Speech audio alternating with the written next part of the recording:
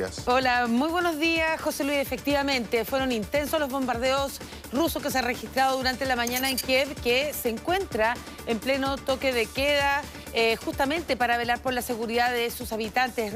Recordemos que las autoridades estimaron que se tenía que decretar 36 horas de toque de queda que se extienden hasta el día de mañana jueves a mediodía. Al menos 2 personas han resultado heridas tras estos bombardeos que dañaron 2 edificios residenciales por lo demás. En uno de ellos el impacto fue tal que se produjo el derrumbe total de este inmueble de 12 pisos. La tragedia ocurrió específicamente en el distrito de Shevchenko. En la zona están trabajando 8 equipos de emergencia, 35 rescatistas. Hasta ahora los socorristas han rescatado a unas 40 personas. Mientras tanto, el edificio vecino de 9 pisos también resultó parcialmente dañado en su estructura como consecuencia de este mismo ataque. Y no ha sido la única ofensiva. Las autoridades ucranianas han denunciado también la muerte de 7 civiles en Chernigov y Donetsk, ahí en la zona del este. Mientras tanto, en el sur revelaron que al menos 14 barcos rusos fueron vistos desde la ciudad portuaria de Odessa, que aún se resiste, porque ese es el blanco y la ofensiva directa que está desde hace días. Rusia con que quiere tomarse esa ciudad, sin embargo, se han preparado y se han resistido hasta el momento. También distintas fuentes desde Ucrania han informado que las fuerzas rusas han tomado como rehenes a pacientes y personal médico del Hospital Regional de Cuidados Intensivos en la ciudad de Mariupol. Y no ha sido lo único. También indican que los militares se habrían llevado unas 400 personas de las casas vecinas a este recinto asistencial. En Mariupol el número de civiles atrapados oscila entre 200.000 y 400.000 y la última estimación es de 300.000 según el reporte que ha entregado desde allí The New York Times. Pese a esta situación se ha informado también que unos 2.000 vehículos pudieron salir de esta ciudad cercada por los rusos. Recordemos que desde hace varios días está asediada y están allí también en presencia, bastante presencia de separatistas prorrusos que han dificultado también esta situación. Sin embargo, se abrió por algunas horas este corredor humanitario donde pudieron salir estos 2.000 vehículos. Y ayer se vio un claro gesto de respaldo y sobre todo solidaridad. Vemos a los 3 primeros ministros de Polonia, de la República Checa y de Eslovenia, que se reunieron allí en Kiev frente ahí al presidente ucraniano Volodymyr Zelensky. Ellos viajaron con todas las medidas de seguridad y los riesgos que esto significaba por tren. Ya cruzan la frontera y llegan hasta Kiev. Y es allí donde se reúnen con el mandatario ucraniano. Y habían representantes también del Consejo Europeo que quisieron expresar el apoyo a Ucrania. Le pidieron, evidentemente, que de alguna manera se ponga fin a esta tragedia que vive ese país desde la invasión rusa. Zelensky catalogó esta visita como un poderoso testimonio de apoyo. Durante la reunión describió también la situación grave que están viviendo, lamentó los bombardeos, sin embargo destacó también y valoró el coraje de los ciudadanos ucranianos, expresando también su sospecha de que Moscú pensaba en un primer momento que su ofensiva contra Ucrania también contaría con cierto apoyo de la población de esa nación. Habló el primer ministro polaco, expresó su deseo por el fin de esta tragedia, dijo que vive Ucrania lo antes posible en este viaje conjunto con sus homólogos y evidentemente, José Luis, esto es una señal tremendamente clara, por lo menos en lo presencial, la visita que no estaba anunciada y de un momento a otro se da cuenta de que iban a viajar estos 3 primeros ministros y se realiza esta reunión en Kiev, además que tú sabes que está completamente cercada por los rusos. Y hoy se reanuda la tercera reunión virtual entre las delegaciones de Rusia y Ucrania. Por lo tanto, es la sexta que han tenido desde que comenzó la invasión, porque todavía no aflora ese humo blanco que todo el mundo espera. De hecho, en la de ayer habló un delegado ucraniano, dijo que hay profundas contradicciones en las negociaciones con Rusia y que el primer objetivo por ahora es lograr corredores humanitarios precisos y seguros. Ahora, La guerra da la sensación, estaba leyendo distintos análisis, Marian, incluso unas predicciones de uno de los politólogos más célebres que existe, Francis Fukuyama, que hace unas predicciones y habla de la derrota total que va a sufrir la fuerza rusas en Ucrania. Una situación que está en un statu quo desde el punto de vista de la toma del territorio ucraniano, porque si bien lo que está haciendo Rusia es destruir Ucrania, la resistencia ucraniana ha sido considerablemente mayor a la que se esperaba al Kremlin, considerablemente más destructiva para sus convoyes. Se habla de una mala organización de esta invasión por parte de Rusia, que la ha llevado a ya 20 días de guerra, muchas bajas, mucho conflicto interno.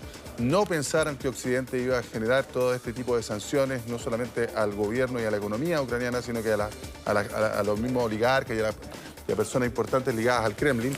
Y esto puede significar, algunos auguran, un Vietnam para Rusia. Lo que efectivamente al final el único que va a salir perdiendo con todo esto va a ser Rusia. La destrucción total de Ucrania. O sea, se augura también que el 90% de su población va a terminar bajo la línea de la pobreza. Ya se estima que las pérdidas hasta el momento en Ucrania son cercanos a casi 600.000 millones de dólares, que podríamos decir es 2 veces el PIB chileno de un año. O sea, ya en 20 días. Pero las conversaciones están estancadas, pero al menos lo de ayer de Zelensky, de decir que tenemos que empezar a entender de que nunca vamos a ser parte de la OTAN, puede ser también una señal, un pasito de que esas negociaciones a lo mejor van avanzando poco a poco. Para que termine todo esto, pero como Pero dice... se ve difícil que Putin se resigne a otros temas como Crimea o como el Donbass. Exactamente, o a perder, en definitiva. Y es por eso que está muy preocupado de todo el apoyo económico que está brindando Europa, y los países como Estados Unidos acaban de aprobar una cifra millonaria, no solo para enseres de la gente, sino también desde el punto de vista de equipamiento militar. Y por eso ahora los focos de ataque de los rusos, precisamente donde estarían estos equipamientos que están llegando de la OTAN, porque es la forma en que están colaborando ellos. Ellos no van a intervenir militarmente en territorio ucraniano, pero sí lo están haciendo a través de la entrega de aeronaves, misiles, y todo eso se está desarrollando por tierra. Por eso también una de las hipótesis de que bombardearan esa guarnición a solo 25 kilómetros de Polonia era porque podría haber allí equipamiento de la OTAN que estaban entregando justamente a las fuerzas para las fuerzas ucranianas. También hay otra información que tiene que ver con la situación sobre todo de los refugiados. No solo se sabe ya que son más de 3 millones de refugiados, sino que 1.4 millones de ellos son niños. Son niños, la mitad por lo menos, claro. Y ahí ya vemos a Pablo Cuellar, que se encuentra en la frontera con Polonia y ahí Ucrania, y que ha vivido en carne propia ese flujo tan intenso y masivo. De hecho, se habla que cada segundo un niño ucraniano se convierte en refugiado. ¿Cómo estás, Pablo? Buenos días. Hola, Pablo. Hola, Mariana y José, ¿cómo están? Muy buenos días. Claro, es un tema bastante importante, el de los niños. De hecho, les tengo ahí una sorpresa con una información que les voy a dar. Pero antes también comentar de lo que se ha ido viviendo en estos últimos días y en estas últimas horas con los rumores que hay en esta zona de que en las próximas horas Rusia intensificaría los bombardeos en toda Ucrania. Ellos han visto muy afectados en el plano militar, han perdido muchos vehículos, muchos hombres, y por lo tanto se especula por estos lados de que estas próximas horas, estos próximos días, Rusia va a intensificar, y por eso se han activado las alertas en Polonia, en distintos países de la OTAN, que incluso van a tener una reunión de emergencia la próxima semana, donde va a estar el presidente de Estados Unidos, Joe Biden, que va a venir aquí a Europa para reunirse con los líderes de los 30 miembros de la OTAN para ver cuál va a ser el factor a proseguir. Y por eso esto también se vincularía con la información que había aparecido hace algunos días de que Rusia le está solicitando equipamiento militar a China para poder seguir soportando todo este conflicto. Bueno, hablábamos del tema de los niños, y así como vemos que todavía sigue saliendo mucha gente desde Ucrania, ya son más de 3 millones de refugiados, también hay gente que está intentando entrar a Ucrania. Y hoy hemos conocido la historia de ciudadanos internacionales, particularmente de Estados Unidos, del Reino Unido y también de Canadá, que van a entrar en estos momentos a Ucrania para poder rescatar personas y particularmente a niños y niñas que se encuentran en hospitales. Y vamos a tomar aquí conversación con Gabriel, un estadounidense costarricense que va a ingresar en las próximas horas, en estos momentos. Tú nos descontabas para ayudar a los niños que se encuentran ahí en Ucrania. No, sí, claro. Nuestro trabajo es para tratar de rescatar a la gente que de verdad no se pueden rescatar ellos mismos. Especialmente niños con disabilidades, gente en los hospitales que ahorita como Rusia, como usted dijo hace poquito, que Rusia va a comenzar otra vez a hacer más ataques en la tierra y más bombas y todo.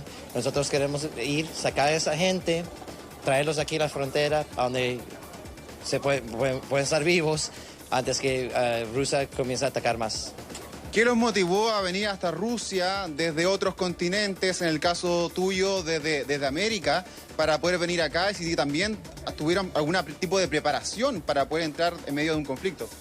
Bueno, nosotros todos hemos tenido ejército profesional, hemos trabajado en ese mundo de 4 años a 20 años. Pero de motivación es que Ucrania es muy importante para la seguridad de Estados Unidos y seguridad de Europa. Porque Ucrania es buena gente con los demás y podemos aquí, Estados Unidos puede meter soldados aquí para ir a otras guerras y todo, y es una frontera contra Rusia. Si Rusia gana Ucrania, ellos van a seguir, porque Rusia quiere la tierra que antes tenían. Por último, Gabriel, consultar por el tema de qué te parece la acción del gobierno de Estados Unidos. ¿Te ha parecido bien, mal, insuficiente? ¿Cómo lo evalúas tú? Para mí es muy mal. Hay mucho más que pueden estar haciendo que no van a hacer. Sí, le estaban dando sanctions que sirven hasta un poco. Con Rusia, pues, le está pidiendo a China ayuda de supplies y de dinero, y si lo ayudan no hace nada. Yo creo que Estados Unidos tiene que ser más fuerte, tiene que estar aquí, mandar más dinero, mandar más armas, mandar algo aquí a Ucrania para ayudarlas con esta guerra. Y NATO necesitan hacer el no-fly zone. Y eso, si hacen eso, va a ayudar a Ucrania mucho más. Muchas gracias, Gabriel. Muy buena suerte, que te vaya muy bien. Gracias. Gracias. Bueno, parte de los relatos que vamos conociendo aquí en la frontera, estamos a muy pocos metros de distancia del inicio ya de Ucrania, Mariana y José, y por lo tanto es parte también de las historias que vamos conociendo aquí, mientras vemos cómo detrás mucha gente que sigue saliendo de Ucrania se sube a estos buses que están siendo administrados por el ejército polaco para desde aquí llevarlos a otras ciudades más grandes, el caso de Varsovia, de Cracovia, y desde ahí también poder salir quizás a otros países europeos que se están comprometiendo con esta asistencia humanitaria. Por ejemplo, el caso de Francia, de Alemania, de Italia y otros tantos que se han comprometido de manera civil. A esto yo lo recalco siempre. La acción de los gobiernos todavía carece un poco acá, y es la sociedad civil, las organizaciones no gubernamentales los que están intentando extraer estas personas, pero también entendiendo las limitaciones legales que eso pudiese conllevar en medio de esta crisis. Exactamente, se necesita que tiendan más la mano. De hecho, también Estados Unidos ha dicho que abre sus puertas para que lleguen refugiados allá. El asunto es que muchos allá, y el entrevistado que tenía Pablo también habla un poquito de hacer un poco más desde el apoyo militar, ¿no? Hay dos cosas que Estados Unidos parece, bueno, que ya la OTAN incluso ha descartado, que es la exclusión aérea que estaban pidiendo el gobierno ucraniano para que efectivamente cesen los bombardeos por parte de aeronaves y de helicópteros, aviones, qué sé yo, cazabombarderos. Y la otra es lo que se pensó en un minuto, ¿no? Que Polonia entregara los MiG, que son de fabricación rusa, que posee, a cambio de que Estados Unidos le reemplace esos aviones, porque tiene que estar, digamos, de alguna manera protegida también Polonia, está ahí cerquita en la frontera. En ambas cosas se ha negado la OTAN y se negó Estados Unidos.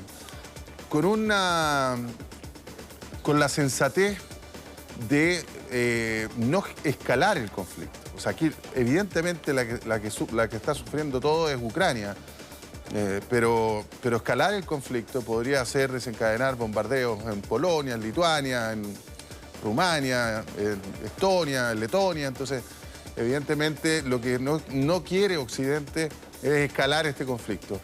Pese a que efectivamente la gente que está ya sufriendo lo que está sufriendo en Ucrania pide más colaboración y le encantaría, digamos, que la OTAN en pleno ingresara a territorio ucraniano. Pero el asunto es más delicado por lo que hemos conversado, digamos. Al ser Rusia una potencia nuclear, todo es más difícil. Sí, porque si toma Estados Unidos ese tipo de pasos, ahí Rusia se siente agredido y por eso podría escalar. De hecho, ayer, Pablo, tú mostrabas unas imágenes tremendamente interesantes que grabaron ahí con Alejandro Quintana de un aeropuerto y cómo se estaban reforzando los polacos, como también con las fuerzas que tienen de parte de la OTAN en cuanto a presencia de blindados ahí en la frontera. Eso llamó también mucho la atención.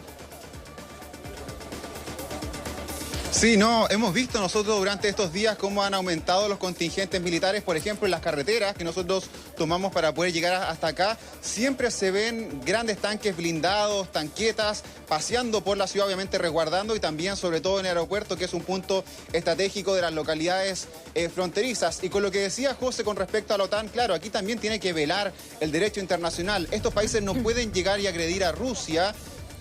Pese a que a lo mejor estén apoyando a Ucrania, no lo pueden hacer porque el derecho internacional no los ampara en ese caso. Por ello están resguardándose y solamente en el caso de que agredan a uno de los miembros de la OTAN, en este caso, por ejemplo, Polonia, ahí recién podrían ingresar. Sin embargo, ayer el viceprimer ministro de Polonia dio una luz bastante interesante. Anoche, en una reunión que tuvo en Ucrania, dijo que pidió más bien a la OTAN que vaya una misión de paz a Ucrania, que ingresen a este país, una misión para poder saber lo que está aconteciendo de primera fuente, pero eso también podría generar quizás ciertas ronchas en el gobierno de Vladimir Putin, que podría decir, oiga, ustedes están entrando aquí ya como OTAN en Ucrania, y eso también podría cambiar el ajedrez, el tablero en los próximos días. Claro, Pablo, o sea, cualquier excusa posible a un tipo acorralado, que está como un puma acorralado, en este caso Vladimir Putin, desde su frente interno y desde el frente externo, evidentemente cualquier excusa que tenga, un casco azul,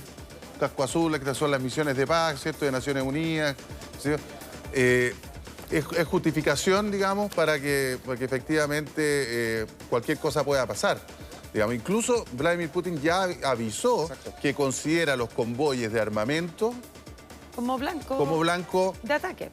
Como blanco permitido. Permitido, o sea, exactamente. Era lo que yo te hacía alusionante. Nosotros creemos que tenemos todo el derecho del mundo a atacar a esos convoyes, digamos, que trasladen pertrechos para las tropas ucranianas. Entonces, y esos pertrechos, digamos, atacarlo en Ucrania no es problema, entre comillas, digamos, en la situación de guerra que estamos ahora. Pero ¿qué pasa si se deciden atacar esos convoyes en Polonia, por donde vienen ingresando hacia Ucrania? Entonces, cualquier excusa que pueda hacer, es atrevida la jugada del primer ministro polaco. No, es bastante atrevida, digamos. Porque para que entren fuerzas de paz, tendrían que tener el permiso del Kremlin. Buen punto. La anuencia del Kremlin. No, al totalmente, menos, y también de los otros miembros de la OTAN, claro. No, claro, pero me refiero que es como decirle, a ver, señor Putin, vamos a entrar fuerzas de paz. ¿Ok? Ya, ok, pasen. Porque si no, cualquier cosa puede pasar. No, también pueden ser blancos de ataque, claramente, como lo ha sido la población civil. Y sobre todo cuando tú hablas, Pablo, de que aquí hay que respetar el derecho internacional, y eso es lo que ha hecho la OTAN. Quien no lo ha respetado, y no es que uno tome postura, es Rusia. Solo el hecho de invadir un país, porque no hay justificación. No hay justificación. Aquí fue una invasión a un país soberano. Exactamente, no es el derecho internacional. Se violó la soberanía de un país. No se ha respetado en ningún caso, digamos, el derecho internacional. De hecho, quedó demostrado una vez más que el Consejo de Seguridad de la ONU es absolutamente inútil, porque al estar Rusia en el Consejo de Seguridad con derecho a veto, da lo mismo. O sea, lo único rescatable, podríamos decir, fue la Asamblea General, que tomó el documento y lo aprobó igual, digamos. Digo yo que eso sirve un poco más para entender quiénes son los amigos de Rusia o de Vladimir Putin y quiénes no, digamos. Eso es lo único que se puede sacar en limpio, pero en general la ONU en esto no pincha ni corta, porque... Es uno de los 5 miembros del Consejo de Seguridad. Sí, como Consejo de Seguridad, Claro, como Consejo de Seguridad, que es el organismo más importante en términos de paz y estabilidad mundial, claro, está de manos atadas porque son 5 miembros que son los 5 grandes ganadores de la Segunda Guerra Mundial. Estados Unidos, Francia, el Reino Unido, Rusia y China. Y si alguno no está de acuerdo con alguna resolución, se veta y esto no pasa. Sí hay que decir que hay órganos independientes de la ONU que sí están operando acá, por ejemplo, la OIM, que es el organismo de migración y refugiados, la ACNUR, perdón, que es el organismo de refugiados, y otros entes que sí están apoyando. Pero claro, en términos de políticos, militares, obviamente no se puede hacer mucho. O sea, garante de la paz. Términos. Si la ONU nace, después ha ido generando otras agencias que hacen aportes importantes, como la FAO, como la OMS, como la ACNUR, qué sé yo, que son agencias súper relevantes, eso no cabe ninguna duda. Pero desde el punto de vista de garante de la paz mundial, que a veces fue como la génesis, primero de la Liga de las Naciones y después de la Organización de las Naciones Unidas, la verdad es que éxito no ha tenido en lo absoluto en su ya casi 100 años de historia. Bueno, muy bien, Pablo. Vamos a estar muy pendientes de tus próximos reportes desde Polonia. Buenos días. Muchas gracias, Pablo. Eso, que esté muy bien. Nos vemos más adelante. Chao, chao. Así que